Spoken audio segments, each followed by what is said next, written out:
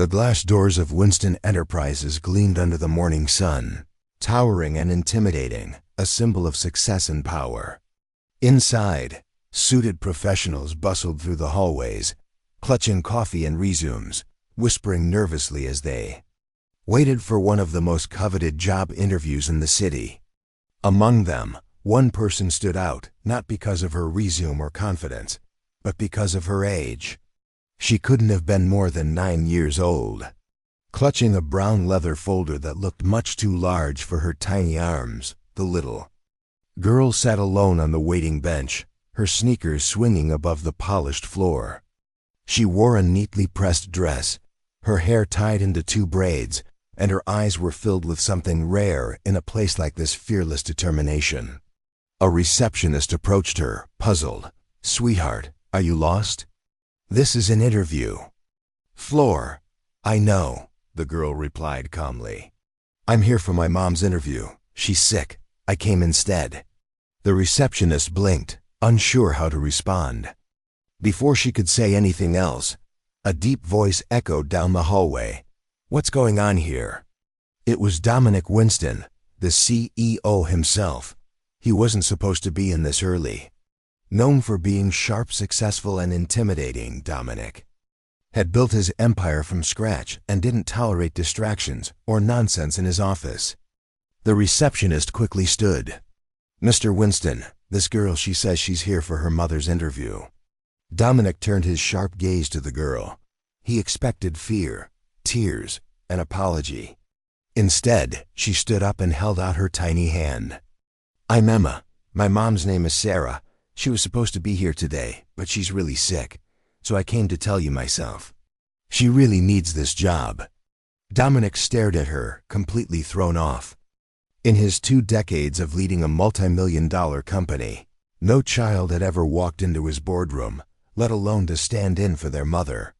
Something about her tone, her honesty, and the way she looked him directly in the eye unshaken, stopped him from brushing it off.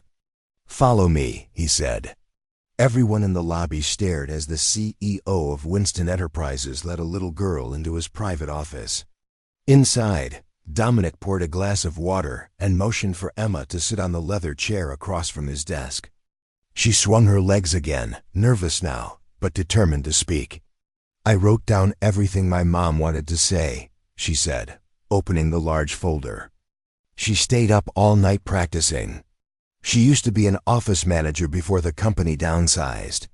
Then she worked at a bakery, but it closed last month." Dominic listened, really listened. Emma explained that her mom had been applying for jobs nonstop for weeks, that she had studied for this interview more than anything in her life, that this morning Sarah had woken up too dizzy to stand, crying not for her health, but for the missed opportunity. "I know kids don't usually come to job interviews," Emma added, trying to smile. "But I didn't want you to think she didn't care. She really does. We don't have much left. She just wants a chance." Dominic sat back in his chair, speechless. Behind his stone-cold exterior was a man raised by a single mother who used to work 3 jobs just to keep food on the table. He remembered those nights when his own mother skipped dinner so he could eat. The memory hit him like a wave. He didn't speak for a moment, then finally stood. "Do you know what department your mom applied for?" "Administrative assistant, I think." He walked out of the room and called his head of HR. That afternoon, an unexpected call came through to Sarah's apartment. Her hands were still trembling from the fever, and her voice cracked when she answered. "Hello, this is Dominic Winston from Winston Enterprises. I met your daughter this morning, and I'd like to offer you the job."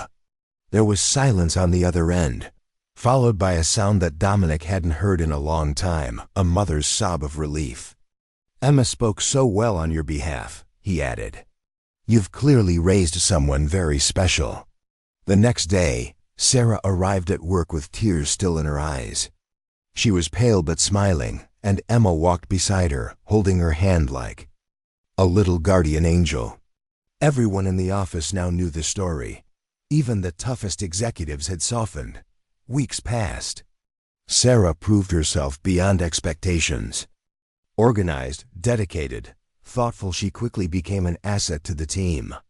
Emma sometimes waited in the lobby after school, drawing quietly in her sketchbook. Every time Dominic passed by, she'd smile and wave.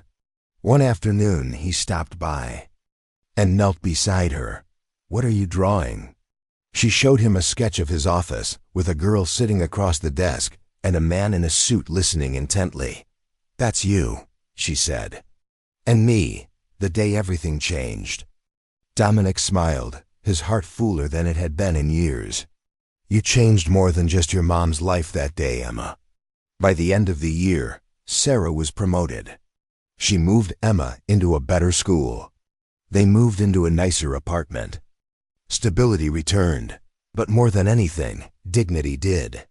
The company also started a new outreach initiative, the Emma Project, offering single-parent support with interviews, childcare, and training.